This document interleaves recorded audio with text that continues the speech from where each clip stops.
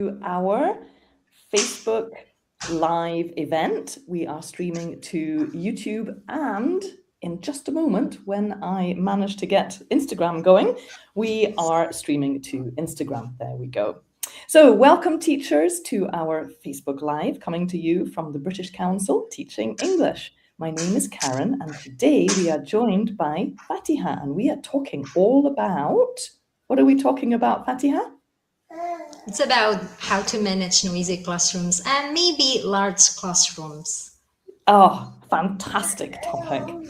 So, Fatiha, tell us just a little bit about where you are, what you do, and how you got into... Oh, that's a lot of questions. We'll start with where are you and what do you do? Right, I'm online from Indonesia, to be exact, in Cimahi, West Java.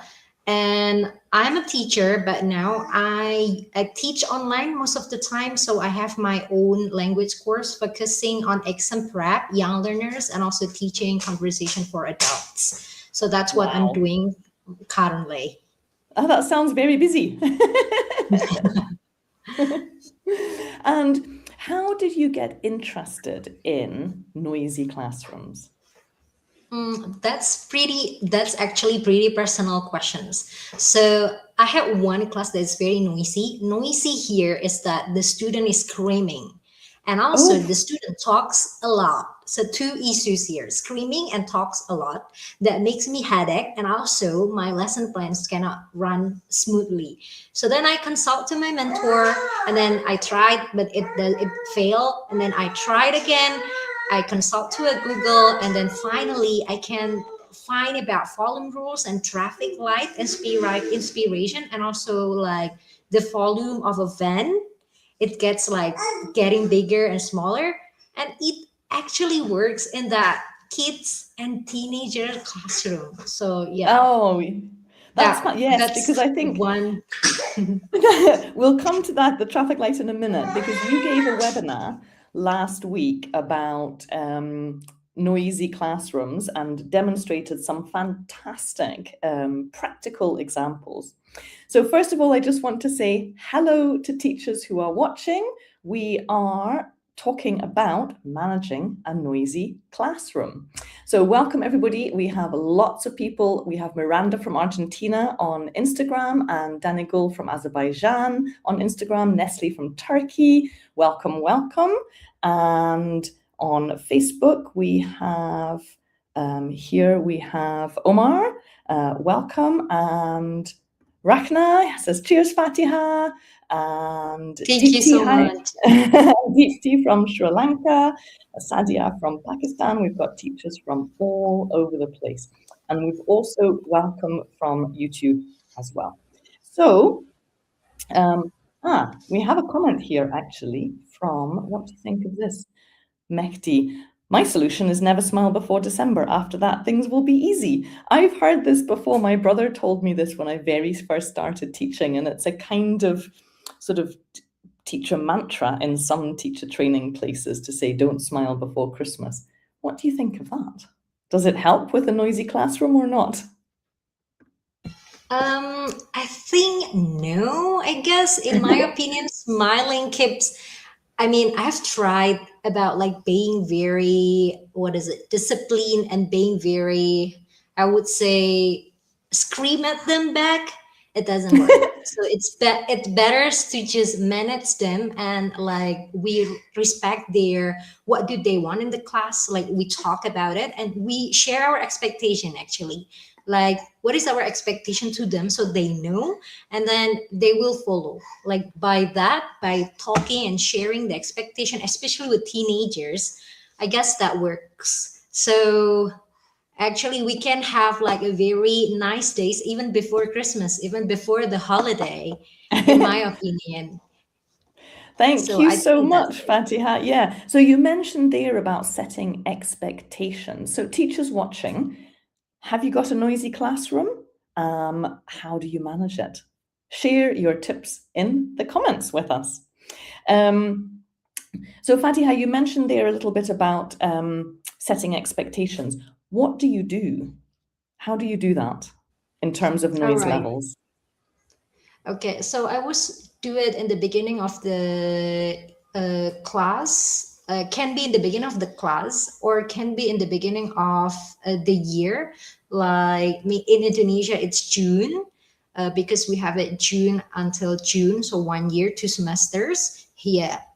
And I set expectation about my, like, especially with young learners, to respect me. Respect here meant to listen to me and also pay attention to me and do the tasks that I want. Because with young learners, they are easily distracted with toys, and for teenagers, they are easily distracted with phone. So my experience was like, I teach not a school before, but like language course, a big language course, and they can bring their phones, and it's pretty hard to manage to keep them to keep their phone away, right? So that's Mm-hmm. always the things that I uh, would like to set for them. But then I also managed to build discussion. Then that's my expectation to you. What about your expectation to me? Many of them say about like, please give us some games. Do not have boring lessons. Okay, so if you want to have like good games, like a good learning experience, you follow my rules, and also I will follow your rules. Something like that. So Well, about it. I love two aspects of what you said just there. One, the first one was, what does it mean? So when you say respect, it's really useful, like you say, to define what that means so that the students understand that this is what it means, listening and the noise levels. I want to share, and the second one was around, it's also what you want, like asking them what they expect from you. That shows Mhm. it's like a two-way thing. That's fantastic. I just want to share a couple of comments. We had one from Instagram that says, there is another mantra. This is from Komnia. There's another mantra. Do not shout, whisper. They will be quiet and enjoy the silence. So using like different levels of voices. I think you talked about that in your webinar as Right. well. Mhm. Yeah. Mhm. What do you call the different voices? Right. So I call it traffic light, everyone. So here I have like balls. Red symbolize, it's like, because red in traffic light meaning stop. So it means like it's quiet voice. And then yellow, it we need to prepare, right? Then it means like it's a higher voice, in a way that perhaps you need to discuss with your friend, but please do not scream when you talk with your friends, because there was my student screaming while I'm talking to difference, right? So then yellow for that. And for green, it's a green mean like you basically, green is like that you try to walk, or I mean like you can drive your car again. So it means that it's very the biggest voice, especially I call it teacher's voice for my student whenever they need to respond to my what is it, my question, because some students are shy, but some noisy students are very loud, so I want to manage that you just speak with the right teacher's voice. So, and also like, yeah, that one about it. And also in Asia, I guess, if they're very noisy, and then this is the trick, I don't know whether it works or not with you guys. We try to be quiet for 10 minutes or like 5 minutes, and they will be like starting to be aware that, okay, the teachers is like, the teachers ask us to be quiet. Shh. And then they try to be quiet, and it works. So Yeah, it's that's like great. asking them. Yeah. Yeah, and like giving, I like that part where you said you use a teacher voice. I'm sure they love that. I just wanted to show, if you don't have balls, you can also use like pens, red, green, and oops, that's a bit different color, yellow, or orange, if and hold the pen up, or pieces of paper. That's such a great activity, Fatiha. There's a couple more comments here. This is one from Neslik on Instagram saying that, to me, silence is the key. When there's a bit of noise, I start to be silent. Then the class starts to be silent. So I think you mentioned that as well. Then there was one here. Oh, there's so many comments. Let me just go back and see if I can find it. It's here from, it was about using, here. This one is from Sajeda. I use a voice barometer. So I'm not sure if that's Right. something online. I think you used an online thing as well. Do you have a non-paper version of how you can signal, or how do you use this? And Sajida, tell us what do you mean? How do you use a voice barometer? You mean voice barometer is like noise monitor, or I here think is so. like yeah, I use it like bouncy ball, like you can share it on the screen, especially with like if you have interactive whiteboard with you in the class. If not, actually there are some ways of how to do it. First is that you can assign someone to be your police, to be your assistant, to be your volume assistant, or you can have, other than traffic light, you can use like the analogy of a van. You know that a van is that if it is three, it's very what is it, it's very fast. Let's say it's the three button is very fast, or the two is getting slower and one getting slower again, so something like that. Fantastic. Great practical examples. There's some others here. Here's one from Rachna saying, I give them responsibility while they do group work and engaging tasks to keep them busy. This reduces the noise levels while I'm writing the learning objectives on the lesson on the board. So giving groups like tasks or roles to do. Does that work for you? Right. So I think I also talked this on the webinar about differentiated learning, so that we Mm-hmm. need to level our questions to our student, whether it's very higher order thinking skills or lower order thinking skills, HOTS or LOW, lots. So something like that. In a way, because some students can do evaluation, but some students can just memorize or like mention something. And I wonder about like you start making pair in the beginning of your lesson when you write learning goals. In my opinion, it's better for you to arrange your seating, arrange like seating arrangement before like pair working. I think pair work will be best when assigning what is it, tasks, something like that. Great, that's great. So for teachers who are just joining us, we are talking to Fatiha about managing a noisy classroom, and she's giving us lots of fantastic practical ideas. So please share your ideas for managing a noisy classroom. Here's another one from this one is from Omar. I change students' sitting positions, those at the back to sit at the front and avoid sitting near chatty friends. So that's around, sort of changing groupings around noisy class, if the classroom is noisy. Because I know from my classes that some of the ones at the back think, oh, maybe I'll just, I can do my own thing. What do you think of that, Fatiha? Okay, so I also talk about that seating arrangement. So I assume that this sitting arrangement was like a row, I guess. So there is someone in the front and in the back.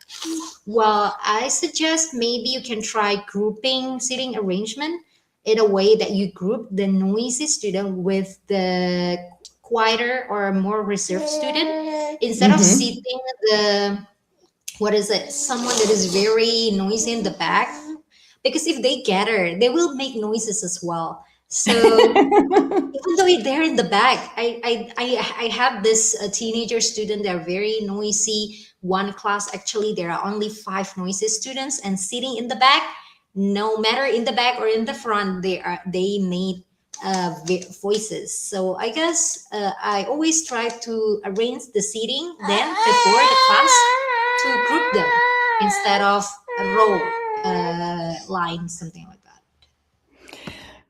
Yeah, I mean, for me, I sometimes like walk towards the back, and I know as soon as I move towards some of the noisier ones, they start to settle down a bit. So it also helps me get my 10,000 steps in every day walking around the Oh classroom. yeah, that also, yeah, monitoring. I think you mentioned about monitoring. Yeah, Mm-hmm. monitoring also very good in noisy classroom, especially we need to be very paying attention to this noisier students, or you can always assign your police student to monitor something like that. Ah, yes, yes, yes. Mhm. Well, we've got a comment really from Hanifa on Instagram that says, "Make them busy with group work really works for me."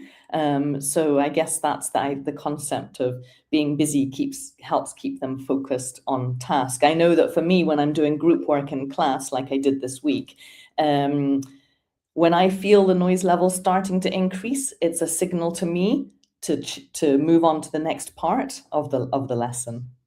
I'm just going to show this comment here from Najwa. My pupils adore talking. Yeah, so do mine. But I managed to deal with that with some rituals. Class, yes, yes, 1, 2, 3, eyes on me, 1, 2, eyes on you. These rituals are really helpful in setting silence back. I also use my silence. I keep looking at them silently for a while. They automatically look back to me with sorry on their lips, and this works really well. I'm just going to bring up another comment that I saw. I wonder if I've got it here. Yeah, this one that's connected from Marie. Being strict in establishing routine at the start of the school year is very important, as you mentioned, Fatiha. I usually use bells to manage noise levels, but now my eyes will suffice to silence them. The teacher look. So, Fatiha, Right. yeah, right? I feel You also talked relatable. about that. Yeah, very relatable. Even my husband went, "Oh, I recognize that look." I've used it with him as well. So that's Right. connected to, how do you do the sort of, you have noise and then you want to move on to the next bit to like get the attention to sort of settle down and then move to another task. Like Marie was talking about using her eyes, and the other person was talking about, Najwa was talking about using some sort of ritual routines, call and response. Yeah, so it called attention getters, right? So that it's also a routine is very, what is it? It's very essential for young learners, especially because young learners learn from their routine. They know that what I expect from this class, what my tutor gonna say after this is actually from young learners. They learn it from expectation. So like if you have a spatial attention getter, like eyes on me, eyes on you, like clap Mm-hmm. one, clap two, that's very good. Another thing that I can add is about this one, what is it, waterfall, shh, something I like that. love that one. I love that one. Waterfall. Shh. I use one that's like Yes. hush, hush. That That sometimes you can works. also Yeah. use something like that. Yeah. So we've got a couple of others that teachers are mentioning about around that same attention gathers. From Iram, I start singing a poem titled Noisy Birds. When the students hear it, they realize that they're making noise. They immediately become quiet and then behave seriously. So that's like singing is very calming and gentle, isn't it? It's a Right, nice. singing. Actually, to be really honest, I haven't tried songs quite much on my classroom. So I don't know how this effect would be in noisy classroom. But I guess for like, some students are very chatty in a way they like to sing a song. Maybe Mm-hmm. when they start to be introducing by songs, they will start like, oh, this is quiet song, this is hello songs. But I have Yeah. routine with hello and goodbye songs, but to make them quiet songs is not in my agenda yet. We've got a comment here from Hamzis on Instagram who's saying one of the methods I use is to keep their hands full. Make them busy with work either on the screen or make them write the names of the other noise. So that's for an online class, keeping the hands busy and keeping focused, and maybe in a face-to-face class, getting them to do something, writing something, or I use mini whiteboards quite a lot, and that helps them focus a little bit as well. Oh, so many comments coming through. Yes, here's one from Mukesh. I find students chatting and talking beyond topic. I assign a task with a time limit and make them report how fast an individual students by counting 1, 2, 3, 4. I've sometimes done that with like 5, 4, 3, 2, 1. But Fatiha, now I found in my classes that sometimes I do some of those attention grabbers, or I do the like noise calming down, noise meters. But after like 1 or 2 months, they get bored of that and they start ignoring it. Right. Yeah. That's a teacher problem. Yeah. Any advice? So about the comment, last comment that you showed, it's about using timer. Yeah, timer is very, what is it, powerful weapon. I guess weapon in our classroom, because I don't know, with they're very aware of how what is it, how long they need to finish the tasks, and also our expectation basically. So I always use timer basically for group works and project, because sometimes they like to, what is it, they like, especially with noisy students, they like to chat with group works, and they want to make it very long, but actually we need to move on, right? So Yeah, that's the absolutely. first.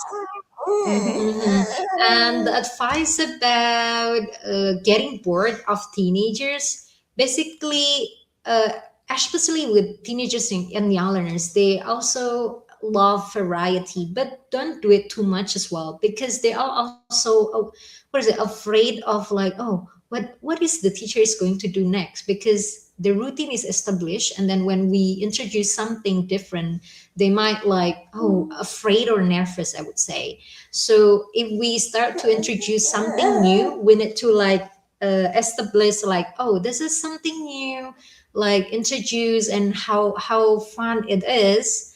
And also about the things that don't work, I would say I have shared on my webinar about reminding about behaviors. We as a teacher, we need to remind a lot, like every day, like it's just Yeah, part of our job, that we need to it's not remind and just at the remind and beginning of remind. it's not just at the beginning of the course or the term, is it? You need to do Mhm. it constantly throughout. Consistent is the key here, That's the key. consistency. Routines. Yeah, great Mhm. advice. Here's a comment from Facebook. This is Arwa. I made songs by myself according to the new words in the lesson. That's nice. That's a great, Why nice, yeah, right? yeah, yeah, yeah. Yeah, Uh, for that one, yeah. There's another one here. This one's from YouTube. Sometimes giving them a chance to raise their voice for a few seconds through an icebreaker game will let them relieve the pressure. Then students tend to settle. That I'm going to use that. Like do a bit of at the beginning, like rah, get out all the noise. Because sometimes, like I know for my students, they've come from something that has just happened in the break or the classroom, and or the previous class, and they all really need to talk about it for a minute, and then they can settle down. What do you think of that? Wow, that's nice idea though. Like, yeah, ice breaking is the moment that we can actually establish expectation. It's our fun time, and you can just explore yourself. You can scream here, you can like do whatever you want. I guess that's what I did with my noisy classroom as well. Especially here in Indonesia, the what is it? The study time is pretty long. So every Uh-huh. teacher Is it needs how long is ice. it? It's at from 7 to 3, so it's like around 8, 9, 10, 11, 12, 1, 2, 3, 8 Wow. hours. So it's like Woo. working, right? Mm-hmm. 7 hours for young learners, 7 hours for young learners, 8 hours for Wow, secondary. that's a So lot. that's tough, right? Mm. So especially with one teacher, they always provide ice breaking game in the beginning or at the end. That's always in our lesson plan, Mm-hmm. because here is pretty long. So I guess that's a very good, what is it, good idea, Yeah, it's lovely. especially It's in a Indonesian lovely idea. context. Yeah. I think Isfan agrees the best idea to begin our class. I am definitely going to take that for my next lessons. Mhm. So, Fatiha, there's another question that we had from the webinar, and it was around so you've got a classroom and maybe it's a bit noisy and there's different types of noises that can come with that. What about the teachers in the neighboring classes or even a parent sort of expectations? How do you manage that? Like I sometimes work, so I had a bit of a noisy class yesterday and the day before, because they were all very interested in the topic and they were asking questions and they were very engaged in it, and sometimes going a bit off topic. But I was worrying about the next class and if we were disturbing them or not, or if somebody was going to come in and think, oh, this is very chaotic noise, is everything okay? Okay, can you hear me? Because Yes. okay, Yes, the it sounds like conscious you've your got neighbor. somebody. Yeah, it sounds like you've got somebody who wants to join our live with lots of things to say next to you. Sorry, everyone, my baby is here. Yeah, She that's okay. needs to Look, be under she's got camera. she's got lots to say. Right. Sorry, Fatiha, go on. Yes, about neighboring classes. Wait, I'm afraid that my signal actually, because like I heard like No, I it's think all it's good. getting it's so good. Okay. Yeah, it's all good. So about the neighboring, I have also some experiences about that because our classes is pretty close and it's actually just like one big class separated into two. So what I did actually, yeah, sometimes it happens, right? And Yeah, it does. what is it? What I did actually that I talked to the teachers, to my colleagues instead of to the what is it instead of to the students. So I like talk to the colleagues. I will be doing this with my students. I'm sorry if I have very loud voice, but if it is really disturbing your class, I will do something. So basically I asked them to what is it, if it is very noisy, so I have like set of like level of what is it, rule volume rules breaker. So if it is a very dangerous, I would assign them to that class. You need to say sorry Okay. to that class. Can you go to that class and see and be a student there for a while and go back here? And it's like for teenagers that threats, I would say threats, but actually consequence. That consequence is pretty make them afraid and nervous because they don't like to get to know to new people, or they don't easily adapt. So that usually works That's in my fantastic. So we've got so much wonderful advice there, Fatiha. I'm just going to finish on this comment here from Muhammad, who says we need more of these discussions in the future. Well, Muhammad, don't worry. We have lots and lots of discussions, questions and answer sessions. We have a lot of webinars coming up. So keep an eye on our social media pages. Have a look on our website to find out the next webinars. And on our Facebook page, you will see under events all the live discussions coming up, which you can join on Instagram, YouTube, and Facebook. So Fatiha, it sounds like your daughter needs you a little bit, and we have suddenly come to the end of our time. Thank you so much for joining us. Teachers, thank you so much for all of your excellent ideas and suggestions. Keep the conversation going in the chat, and we will see you all very, very soon. Thank you, Fatiha. Thank you so much. Thank you so much for having me. Bye, everyone. Bye, everyone.